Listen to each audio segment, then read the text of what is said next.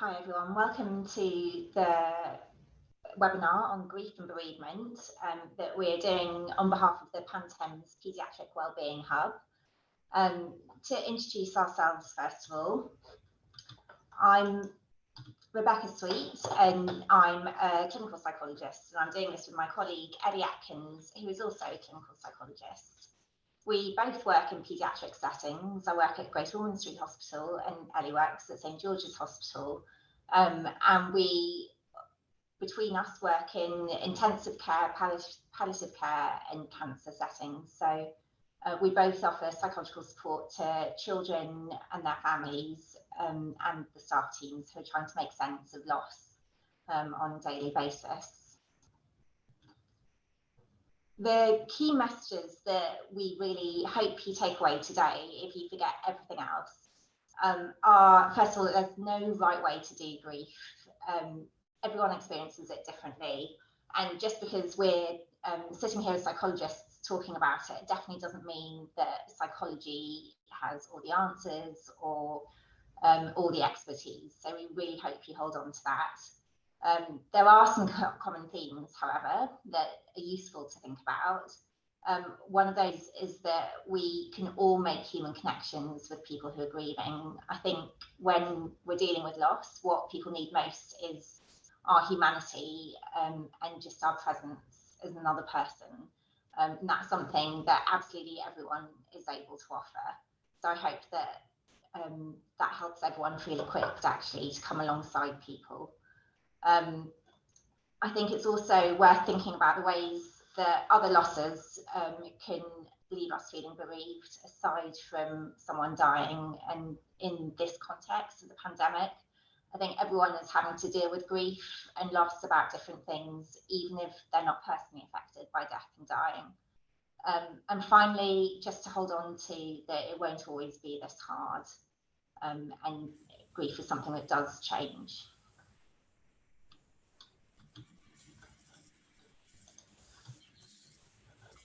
I would just like to echo what Becky just said. It's a real pleasure to be here today. And the reason that we're doing this webinar, even though there is a lot of material out there about grief and bereavement, is because we feel like things are quite different in the current context.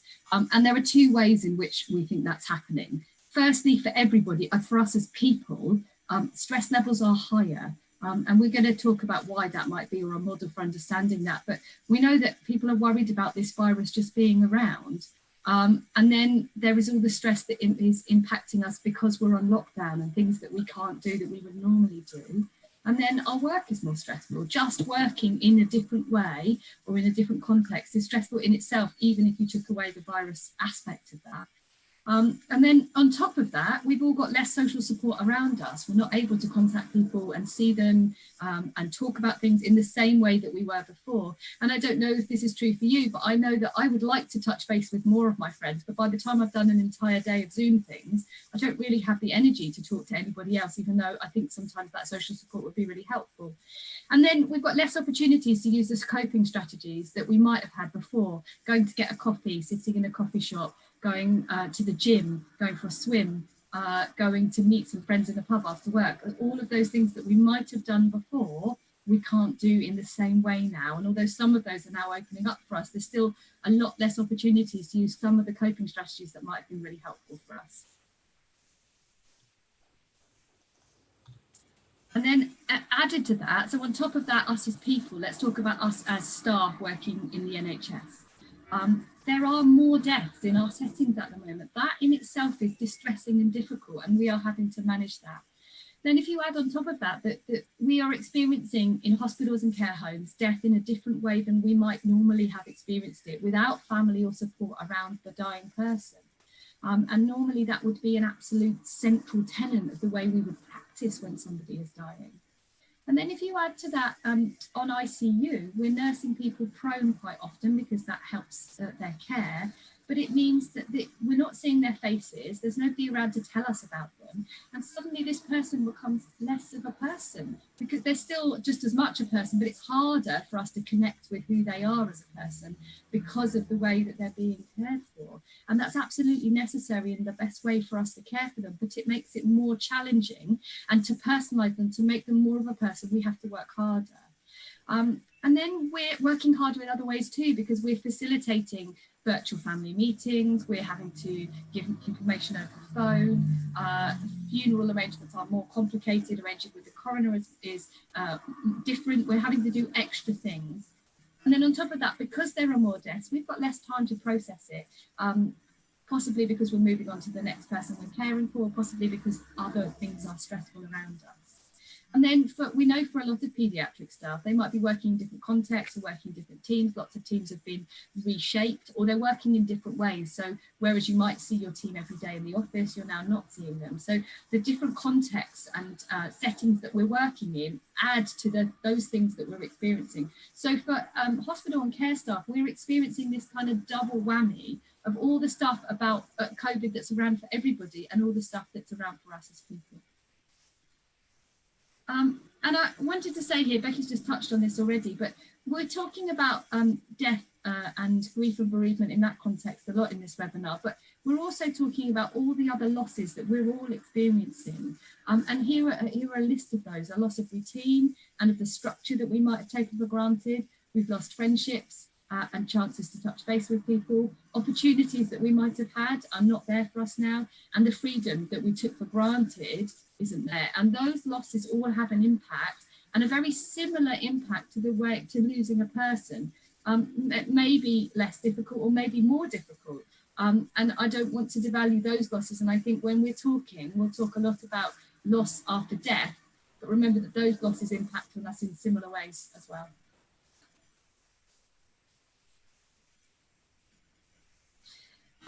Now I've put this up. This is a model of attachment. It comes from the brilliant people at Circle of Security, and it's something we often talk with parents about. And we talk about how parents are the pair of hands on the left of your screen, and they're this, what we call the secure base. So they're the person who the child knows is really solid, and they can go out and explore because they know their parents are always going to be there. And for any paediatric staff, this will be quite familiar. If you go into any setting where there are very small children, toddlers, you see this played out. So you see, say in your waiting room, or if you go on a home visit or in a toddler group, you see the child first maybe at the parent's knee or holding on to the parent. And as they get a bit braver, they might kind of explore a little bit and go a little bit further away and try and reach that toy, or try and go and look at what's over there. And then they come back and they check in. And they do that quite a lot of times, and we see this cycle repeated. With older children, the same thing happens. The circle just takes longer. So they might go out, go off and kind of be playing in the park and running around, but every now and then they come back to their parents and say, I'm hungry, or I'm thirsty, or this just happened, or look at what I've done. And they're coming back, so they're going all the way around in the circle, going out to explore because they feel safe enough to explore and they know someone's got eyes on them, and then coming back. And the same is true for us as adults. This is a model that lasts for our whole life. But what might be our secure base might change over time. And one of the things that's quite solid for us is the places that we work and the teams that we work in. And our secure base has shifted for a lot of us at the moment, perhaps because we're not touching base every day with people, perhaps because we're working in different teams, or perhaps because even though we're in the same teams, the nature of the work we are doing is different. And so it doesn't maybe feel like there's this safe pair of hands there, or you have to work harder to find where they are. And we need that, because that organises how we're feeling. And in the absence of that, or when that feels a little bit more wobbly, that's harder to get to manage. And so all the time that we're thinking about this stuff, think about how we're managing that in a context that feels maybe different to how we would normally take for granted. And there are other ways where this is true too. If you normally saw your parents once a week, or you normally saw a really good friend you've known for a long time, they might be a kind of secure base that you go out into the world and then you come back every week and you touch base with them on a Friday night, say, and you're not doing that in the same way. So those secure bases are still there for those of us who always had them, but it might be harder to find them or to access them, or we might have to work a bit harder. And some of us might feel like we didn't have that before, in which case it might feel even harder to organise the way that we're feeling now. So I mentioned earlier that we might give you a way to understand all of these different things that are going on for us, and all of those things I put on the list, and this idea about maybe our secure base or our safe haven not being there in the same way.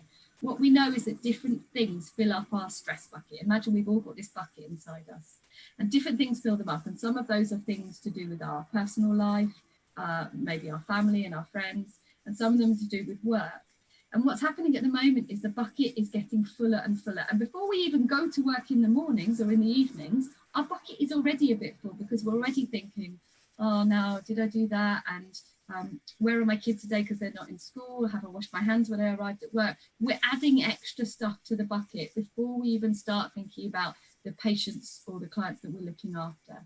We also know that some stressors fill it more. The fear of a virus that might kill us is a pretty big stressor. So we're adding quite a lot of stuff to that. And what that means is the capacity left is less. On a day when we weren't coping with COVID-19, we might go to work and deal with a very difficult day at work, but have quite a lot of capacity in our bucket because the rest of our life feels pretty steady. And at the moment, it might not feel like that. So there's a lot more going on for us with a lot less capacity.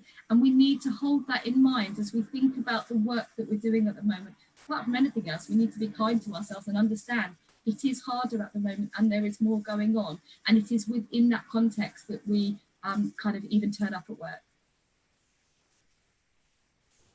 So we're going to start thinking about grief now, and Becky and I are going to talk about this a lot, but I found this image and I thought it was a very helpful way of understanding what grief is like, because people quite often like to know, well, how is this going to go for me? How am I going to cope with this? What's going to come up for me? And we used to talk about stages, but a really useful way to think about it is like this terrain that you have to navigate. And there are different places in that terrain that you might visit. And some of those places you might stay more than others. Some of them might be much more difficult to navigate than others. And those will be different for different people. And it isn't like, oh, if you just do this, then you'll get through to the other side and it will all be fine. Actually, everybody's journey through grief is different. And that's the work of grief, is finding a way through the terrain that is charted, because we know some of those key kind of places you might visit, but will be uncharted for you, and you won't know which places you're going to visit next. And that's quite tricky, because in the context of having less capacity in your bucket, to say, well, you're going to go on this journey, we don't know where you're going to visit or where you're going to end up, that's quite a lot to have to think about. Yeah, we're going to think now about some of the different ways that people might experience loss and make sense of it, and then also thinking about loss with the different populations we work with. So we've already said there's no one way to respond to loss or bereavement. Hopefully that's coming across as a really clear theme from today. But it's really useful to think for yourself about what words you use. How do you talk when someone dies, and how do you kind of react? What's your instinct? Is it to be alone, be with others? Do you use words like die and death, or do you prefer to say things like pass on? All of this is going to be influenced by the families we grew up in, as well as the families that we're part of now, and the kind of cultural and religious communities that we come from.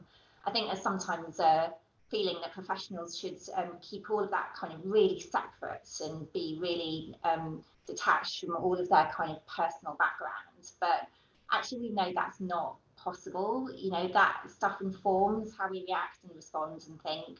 And in thinking about loss, it's much more useful to just be curious about it, and kind of, you know, if you find yourself saying, oh, well, that's got to happen, or that can't happen, or, you know, that's really terrible that those people aren't allowed to do that or aren't able to do that, just be really curious about where that idea comes from for you, and what it was for you and your family kind of growing up that made those particular practices about death so important. And I guess linked to that, it's also important to say that a lot of the kind of dominant psychological theories that are talked about are written by white people from mainly Western cultures, and make certain assumptions about individuals and groups and families. And I think it's really important to be aware of that. And also that Ellie and I, as we speak to you, we're also coming from, you know, particular positions. We're not above all of that. We will be influenced by our kind of communities that we grew up in and our families, and the thinking and talking we're doing today. And Ellie's mentioned that the stage theory is something that people often kind of think about when they think about grief. Kubler-Ross's theory of 5 stages of grief.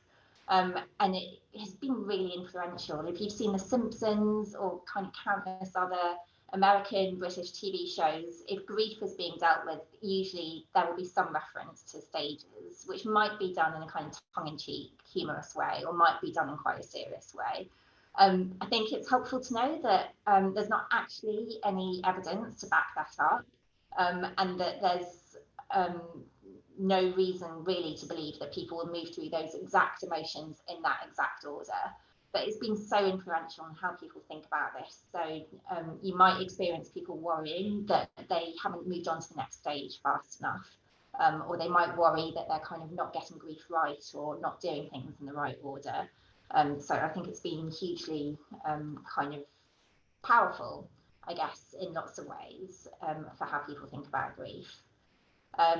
It's much more helpful, I think, to not have assumptions about the orders of feelings, and to realise that rather than being a linear kind of process of moving through a road, that actually people will go back and forth all the time.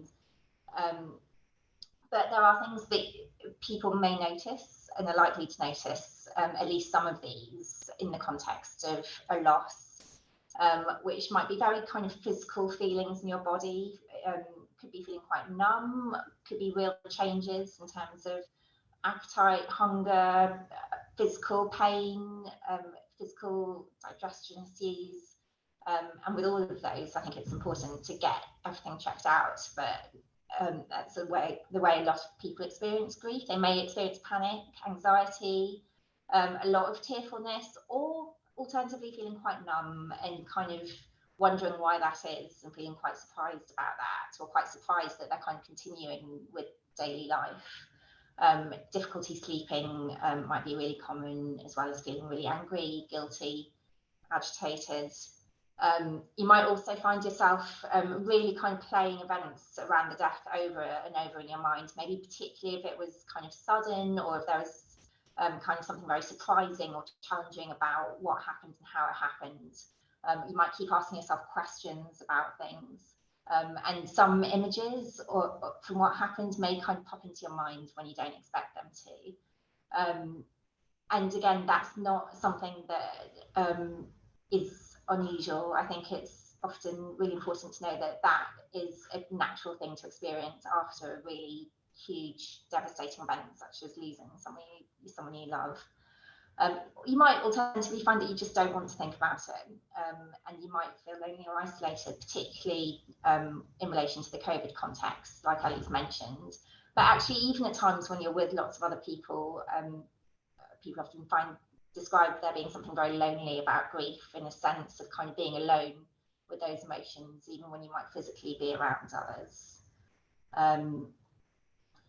Thinking a bit more about the experience of losing a child at work, I think it's important to acknowledge this CBUK quote, which is that the death of a child goes against the natural order we expect life to follow. Parents don't expect to say goodbye to their child. Grandparents don't expect to say goodbye to their grandchild. And I think it's worth remembering that there is just something shocking about children dying, whether you work with it a lot or whether it feels really new to you. It's kind of okay to find that shocking and jarring. It can feel really overwhelming because you're not just dealing with the feelings of the patient, you're dealing with the parents, the siblings, your own feelings as well. And I think you may find that you relate, particularly maybe the child is similar age to children you know and love. Maybe there are things about the parents or about the family structure that you can really relate or connect to. And that can make it feel really hard. We've already mentioned some of the additional challenges related to COVID that may add pressure to families in terms of not being able to be together in this the way they would like to be. But for staff as well, it's important to pace the emotional intensity if you're working with a child who is approaching end of life. If it's possible to think about rota allocations, think about body systems. I know often there are kind of a small group of very experienced nurses that may take on more of the nursing of a child who's end of life if they know that child and family well and have more experience. But I think that's really got to be balanced with making this work sustainable for everyone involved and being really mindful about that. Talk to your colleagues about the experience of caring for the child, because if you're finding it intense and challenging, then your colleagues will be as well. So that can be really valuable. And also, if you're working in a new setting, or if it feels new for you to be nursing a child who may die, then equip yourself and your team with knowledge, practical knowledge. You know, ask what happens around here, what are the things I should read, what are the things I should know about, and draw on support of the relevant teams as well, and know that it's never just you on your own expected to deal with this. Something that often comes up when we talk to staff about caring for a child who's dying is the question of what the child knows, and either a great fear that the child might ask questions, or a great concern that they're not asking questions, and a concern that they don't know enough about what's happening to them. I think it's really useful to think again about your personal beliefs and where they come from. And do you feel really strongly that children should know what's happening to them? And if so, what might be driving that? We often talk about the importance for children and families of holding on to hope. And sometimes it can feel a bit worrying that a child who's very sick will talk about what they want to do when they grow up, or where they're going for holiday in the summer, when that's not a possibility. But actually, children need to, we all need to have a sense of the future, just to help us have a sense of our identity and who we are. And from my experience, actually, families and children can really hold on to having an awareness of what's happening, but also holding on to hope. I think people often worry about contexts like denial, but from my experience, it's a bit more complicated than that. That hope is what sustains people and keeps them going. It might be what keeps parents being able to parent to the best of their ability in that situation, or it might be what keeps the child having a sense of themselves. But it doesn't necessarily mean that everyone's blocking out all awareness of what is happening as well. It is important to offer children opportunities to talk about what's happening, but to be really sensitive to their pace and cues. So questions like, you know, do you have any questions about what's happening in treatment? Or, you know, we're not giving you that medicine anymore. Would you like to know a bit more about why that is? Or have you noticed some new symptoms? Would you like to talk about these a bit further? And nice questions that kind of open up conversations, and they give a signal to the child, you can talk about this, you can ask about this if you want to. But equally, children and adults may choose not to be involved in those conversations, and there's something about respecting that choice as well. And being aware that just because children may not be talking explicitly about dying, that they have a lot of other ways of communicating ideas about what's happening. So that may be through play, creative things. It may be through talking about TV shows or films they've seen that might deal with ideas about death or dying, or they may just start wanting to do a lot more remembering and a lot more kind of talking about past things, or they may become, you know, a lot more kind of wanting their parents close to them and wanting to be close to the people they love in a way that feels a bit different from before. So there are lots of different ways that children may express some awareness of what's happening, and depending on their age, they may ask very concrete questions. If they do talk about death and dying, they may want to know, what food will there be in heaven? How will I eat? Will I be able to have my toys with me? Really kind of practical things. I've got this slide just to remind me of an example of what I've been talking about, which is a child I worked with who was a 9-year-old boy who sadly had cancer that did relapse and got to a point where there was not going to be any curative treatment. He didn't talk directly with his mum, and she, for quite a long time, didn't talk directly with him about the idea of him dying, but he talked a lot about the family dog who had died previously. And there started to be a lot of conversations about this dog's spirit living on, how they were staying connected to this dog, and sharing some really beautiful poems with each other about the idea that, you know, when dogs die, they go to a special place, and that one day you'll meet that dog again, and all the playing that dog does there. So I just thought that was a nice example to think about the really kind of creative and different ways that children and families do communicate about death and dying without necessarily using those words or talking about themselves. Okay, and we wanted in this webinar to acknowledge the different ways in which you might experience death in the current context, but also in any work context that you might find yourself in. And we're aware in the Wellbeing Hub that we've set up that there are lots of staff who've been redeployed to adult areas. And that I know in my PICU that some of the nurses I work with had gone onto the rota of the adult ICU, so were there for a while, and that they were facing different challenges in terms of death and dying of patients. Although the death of a child is incredibly difficult, if that's the work that you are doing, you might have found a way to live with that. And then being redeployed to a different area might bring up new challenges for you. We thought about how different those deaths might feel.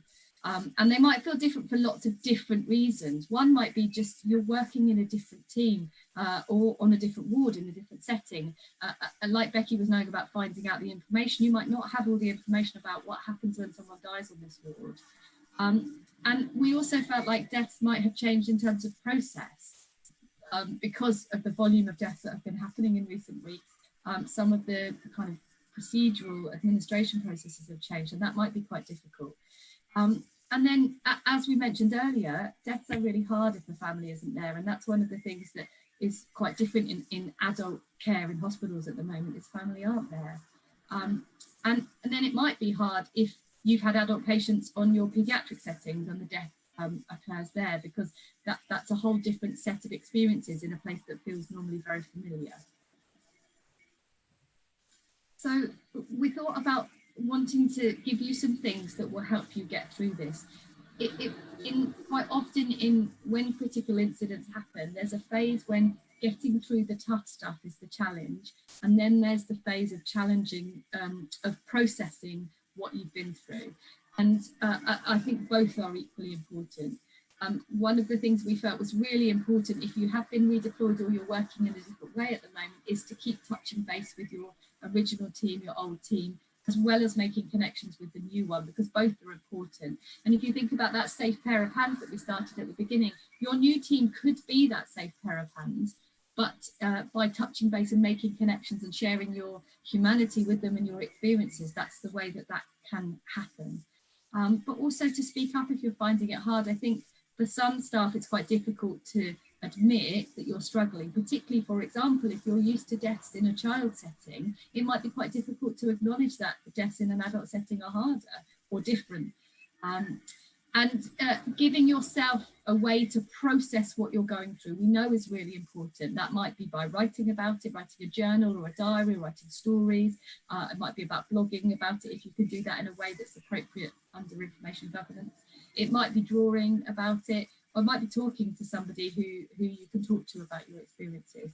And do use the staff support that's available. Right at the end of this presentation, we're going to talk a little bit more about what support is available, but do use it, because in most hospitals and the national things that have been set up are confidential, non-judgmental services that won't mind that you're struggling with something, and could quite like it if you used it preemptively, as well as when you're struggling, because I think both of those ways are important.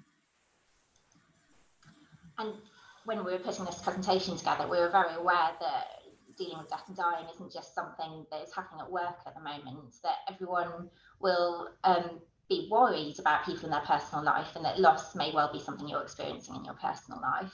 And also in a kind of overlapping area, we realise many people have lost a colleague to COVID as well, which feels really important to talk about. And I can certainly say from my experience and talking to others as well, there's been a real sense that even if you work in a setting where patients die frequently, learning that a colleague has died can just feel incredibly shocking and different. And I guess that underlines maybe the extent to which we are families with our work teams, how hard that feels.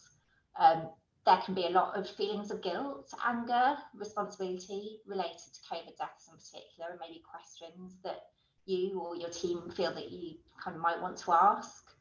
And there are real challenges on a practical level about dealing with funeral plans and dealing with arrangements in a way that feels meaningful for you, but obviously is kind of within the limitations of what's possible during the pandemic period with the restrictions.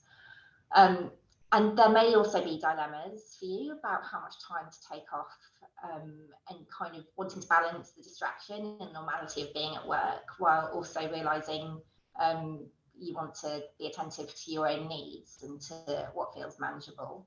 And I think it's often really hard to know what the right thing is to do, but I just really encourage that if you're a manager, you try to have open conversations about this, and hopefully if your manager is kind of open for you to talk about this, that you can just discuss this dilemma, and it might be about, you know, a trial period of coming back, or coming back but in a slightly different remit or role if that is possible for a short amount of time, just because I think none of us really know how we will feel being back at work after a loss until we try it. So it's just important to kind of be honest about that. And again, just to keep thinking about how you can be kind to yourself in the midst of all that's happening. Yeah, what you can do to kind of nurture, soothe, look after yourself while you're dealing with some of these things. Okay, so the last third of our presentation is going to be thinking about, given that we've acknowledged some of the big challenges that are out there around grief or bereavement or loss, how that might impact on you and what might be helpful at this time. And we'd like to start with this. We'd like to start with thinking about that the same death can impact different people in quite different ways. And it's quite important that when we think about death, I've been thinking a lot about the pandemic and how normally when I work with families on intensive care, the thing that's the same is, the thing that's hard for them is that nobody else they know is going through that. And because intensive care admission for a child is relatively rare, they might not know anybody else who's ever had a child admitted to intensive care. And the difference with the pandemic is that actually everybody's going through this. Everybody is living in a world under which we are in lockdown, frightened about COVID. And yet, as we live in this longer, we realise that actually everybody's experience of that is quite different. And it's different depending on if you're a single person living on your own at home during lockdown, or whether you're a family and you're coping with your children, whether you're working or not working. The challenges for all of us are very different and individual. I was on a group call recently for a meeting, and one person on that call had to cancel their wedding, one person was worried their business was going to go under, and one person was really upset about not being able to see her newly born grandchildren. And those three different life challenges are affecting different people in different ways. And it's the same with a bereavement or a loss, that the same bereavement or loss can impact people based on what happened around the time that the person died, their relationship, and what else is going on for them too.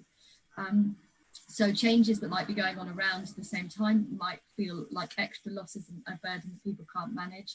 It might be about things that have happened in the past. If it's a colleague, for example, who nursed the same child or adult that you did and has been impacted quite differently, that might be to do with what's gone on for them in the past that we know nothing about, possibly.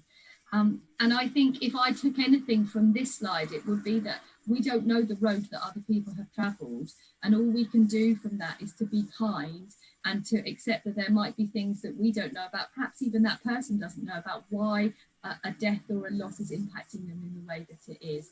But if you're a manager, holding in mind some of these things might be really useful as you think about how you might allocate staff following a death or a loss, and how you might understand why some people are struggling more than others. So we're going to think about what might help, and we're going to talk about the things that might help generally, and then we're going to talk about a couple of models that might be useful. And I think lots of these we've already touched on already. The first thing to say is this is hard stuff. We are talking about the end of somebody's life, or nursing very, very sick children and adults. And there's no way that that's ever going to be easy. And I think acknowledging that, it might sound like a little thing, but acknowledging that the work that you do is hard. When you lose somebody, that's hard. And being kind to yourself that you are going to find it hard and that it's a difficult set of circumstances is really important, because we know that just by naming the difficult stuff, it helps us to be able to think about processing it. And I talked a little bit about processing earlier, but find the time to process if you can. And if you can't, because you might not be able to in the middle of it, particularly if your unit is very busy, particularly if you've got a lot going on, just jot things down so that at a later stage you might be able to process that. I've been writing a journal every day since before lockdown about COVID and the impact on my life and my family's life and my work. And there have been times more at this end of the curve that I feel like I can look back a little bit on the journey that we've been on. But in the middle of it, I was literally just writing, this is what happened today. And so don't think, if you haven't got space to process, that's okay, but maybe a way of recording what's happening is useful. And we acknowledge how busy work might be for you at the moment, or how busy life might be for you at the moment if you've got caring responsibilities. And so it might be difficult to use some of the resources that are out there. I'm sure your trust will be offering things like helpful apps, mindfulness spaces. The NHS is offering some of these nationally. But what you can do is take a mindful minute while you're on the loo, or when you go to a cupboard to get something out, or when you find yourself in a room by yourself, just to recognise that hard things have happened, particularly if there's a loss. Now, and a mindful minute might be just taking a breath and just grounding yourself. It doesn't have to be a big thing or I've got to find space in my life for this. Find space where you can if you're very busy. And I think one of the things that often helps me and is to think about the reason that you are working in the health service or in the caring role that you're in is because there's something about you that means you care. And caring sometimes means feeling pain. And doing that is part of being who you are and the kind of clinician you are and helping. But that also means it's difficult. And it's one of those things that doing the wonderful jobs that we do and the very humbling being able to be in people's lives in the way that we are sometimes means that we have to experience those difficult times too. And then I think seek connection. You know, we need harbours in the storm, and you're not alone in this. Whilst our pathways are different, you are not alone in what you are going through. You're not alone because your colleagues are there and because people in the wider network are there. Thinking now about some ideas or models that can be really helpful in thinking about grief and loss. This is the dual process model, and Ellie and I were saying we both find it very useful actually in working with children and families or anyone who's had loss, because it really moves away from that idea of grief kind of being a linear thing where you start in one place and you get to somewhere else, and it's much more about the idea that we oscillate back and forth all the time between being focused on the loss, which in this model is called the loss-oriented state, or being focused on other things in this model, restoration-oriented. So this is an example of a child who's had a loss, which is on the CB UK website. And the idea that a child, you know, may within one day perhaps kind of move between talking about the person who's died, looking at photos, making a card, doing real kind of memory work that again, it's not on here, but may also be feeling very kind of sad, upset, angry, bereft, like they don't feel like themselves or like no one understands, but then also will be actually really interested in something that's coming up at school and really involved in that or working hard on that. Fundraising for a charity maybe that is a way of trying to kind of make some meaning and bring something positive out of the loss. And will be interested in taking up karate that is being offered at school and is a new thing for the child. And I think it's just a nice reminder that, you know, it's not about being over it or not. It's about constantly kind of going back and forth. There's a nice expression for children that grief is like jumping in and out of puddles. And actually, adults that I work with talk a lot about waves and experiencing waves of grief. And there might be moments where, you know, they're really enjoying spending some time with family or thinking about dinner or thinking about going out somewhere, but then other moments where waves of grief hit and it feels almost unbearable. And we thought this was actually a nice model for thinking about being a healthcare worker in this context, that you may well be dealing with loss and grief in your own life and kind of oscillating between being in that loss-oriented state where the grief is really quite all consuming, and then coming to work and being on shift and kind of being quite distracted or quite busy. And it's a nice way of making sense that it's okay to be moving back and forth, and actually it's to be expected, and that's all right. Another idea that we find really helpful is the idea of staying connected to your loved one. Again, I think older ideas of grief sometimes are kind of set into language. This, words like closure, kind of saying goodbye, a sense that you kind of have to come to some point of acceptance that you've lost someone, that they're gone. Whereas actually that's been challenged, I guess, by other kind of psychologists and writers. Michael White, who was a therapist, an Australian therapist, kind of wrote about what if we didn't have to say goodbye, in talking to his clients about,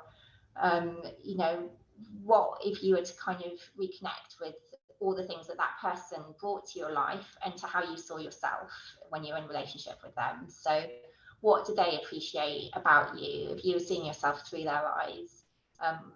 And if you were to really kind of keep that realization of that thing alive, what would that look like? Similarly, the Sutherland class talked about continuing bonds and how important it is to stay connected to the person who's lost, and to kind of accept that different things will feel okay for different people. And there may be, in a family, people that are kind of wanting to stay connected. In some ways, it might be about at Christmas wanting to kind of hang a stocking up for the lost family member, and there may be other families that are not so keen on doing that. And again, that's okay. Everyone will find their own way of staying connected to the people they love, who they've lost. And I like this cartoon, which is from a blog called whatsyourgrief.com, which has actually some really nice cartoons and pictures, but also writing by the blogger, kind of reflecting on different theories and ideas about grief, and illustrating them through cartoons. So do check that out if you're interested. And another idea that we often talk with families, and I think might be quite useful for us as we think about loss or death, is this idea that when a loss first happens, or a death, it feels all consuming. And if you imagine, it's like having a jam jar that's got a ball inside it, and the ball is using up the entire space. So we've got our life, and then that's the loss or the death is taking up. And that can be both the death of a person, or it can be the loss of, say, a job or an opportunity of some kind, or something we were looking forward to. And it feels like it's everything. And this happens in kind of micro, when we might, say we were looking forward to something and then that doesn't happen. For a while, it feels like that's everything we can think about. And if it's a smaller thing, fairly quickly we might move on from that. But when it's a bigger thing, it feels more difficult. When it's a death, that overwhelmingness, just like life is never the same again, this is so huge. But what we know is that over time, it's not that the size of the ball changes in the jar, it's that the jar grows bigger. That we find life around the loss. And it's a bit like the model that Becky was just talking about. It by zipping between the loss orientated and the restoration orientated, we start to find that there is more going on than just the loss. It doesn't mean the loss ever goes away. It doesn't mean that we stop missing that person or we stop grieving for them, but that there is life around them. And it's the same, I think we're finding a way to do that with COVID. And people find, I can talk about this with confidence because I have seen families who have lost a child who find a way to live. And it isn't easy and it isn't what they would have wanted, but they find a way to live with life that is around the massive ball of grief. And it's like the jam jar getting bigger, even though the ball doesn't change. And we wanted to think about, for those of you who are managers, how you support your teams, and hopefully some of the ideas we've shared already will be useful, but also just to say a bit more explicitly, do model that it's okay to find it hard. You talk about your own feelings so that you're showing that feeling talk is kind of okay and that vulnerability is okay. Encourage people to take up whatever options there are of staff support, and again, where it feels okay, model that, join in that. My experience kind of working with a lot of different wards is the ward managers that are really successful in getting their teams to engage in staff support groups or kind of reflective practice are the ones where they're not just saying, you guys go and do that.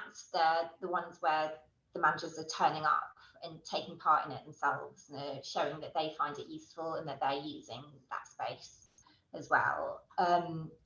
And support your team to come together, particularly if a colleague has died, for moments of connection around loss. So chaplaincies are a great resource to use in hospitals. From my experience, they are really skilled at kind of helping people feel comfortable, whether they have faith or don't have faith, and just making a very kind of inclusive space where people can come together and share memories about a loved one, or maybe you know, have a ritual, whether that's lighting a candle, playing some music, reading.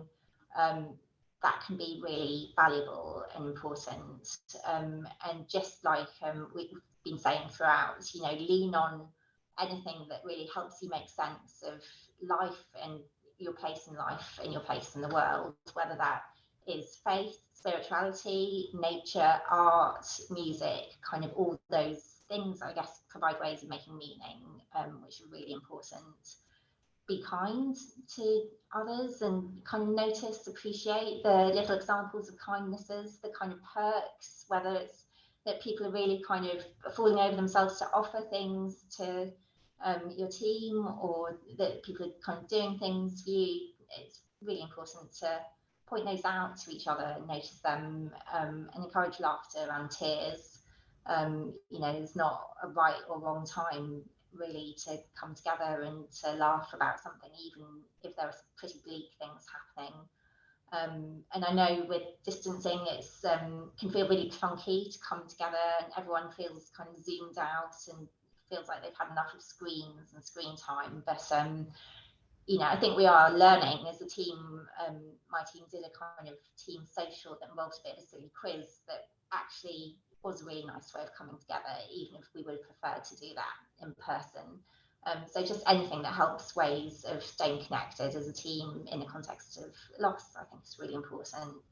And remind people that they're not alone, you know, that they're part of a small team, but also part of a hospital and part of a bigger team in terms of working for the NHS, and that we are getting through this together as one team. So just before we finish, I wanted to highlight some of these sources of support that have really, really helpful things on there that might be useful to you. So on the left, I've got ones that are general bereavement services. You might find this helpful if you've lost a colleague or somebody in your personal life. And they have brilliant resources, including resources about the impact of COVID on funerals, and how you might say goodbye if you're having to do that remotely. I also wanted to point out that the NHS has set up some national staff support, and for some people it might feel not right to use local staff support for whatever reason. Like I said, they work confidentially and they are non-judgmental, but it might feel too close to home for you. So if that is the case, but you do want to seek out some support, I've put the number there for the NHS National Bereavement and Loss Support Line. They also have a general staff support line as well, which you can access. And if you look in the bottom corner, the staff common room is a place for staff to come together to talk about the challenges that they're facing at the moment. So do check into that. They have some specific ones for specific professions and some generic ones that anybody can log into. And there are some other nice resources if you go to that website. And then when a child is either bereaved or a child dies, there are again some wonderful resources out there. Child Bereavement UK, we've used a couple of their graphics here because we just think that they've really got kind of spot on about thinking about how we talk about grief. They're also a really good resource if you need to advise teachers, and they've got a teacher training program that teachers can go on. I think that's going to be really helpful as children start to go back to school, and they might be children who have been bereaved. And Winston's Wish have some lovely resources, including how to help children say goodbye remotely, and they have some help about remembering, so useful to look on that. And then if you think a young person needs counselling, Jigsaw is a good place to start, and there's lots of local services that might do that as well. And so finally, this is what we wanted to end with. I've been finding this cartoon or drawing is by Charlie McKeesy, and he's written an amazing book as well, but he's been putting up COVID related drawings that he's done, and he's done a couple of variations on this theme about the fact that we will get to the end of this. And what I'd like you to end with is hold on to hope. We've talked about some really tough stuff today, but there is hope that we're going to come out the other side of this, and we're going to find a way through whatever the challenges are. I think the models of grief that are helpful to me are helpful because I've seen families navigate that and come out the other side. And the things that you are experiencing will not last forever. And if you are struggling, there is support for you. And you may find that as time goes on that feels easier.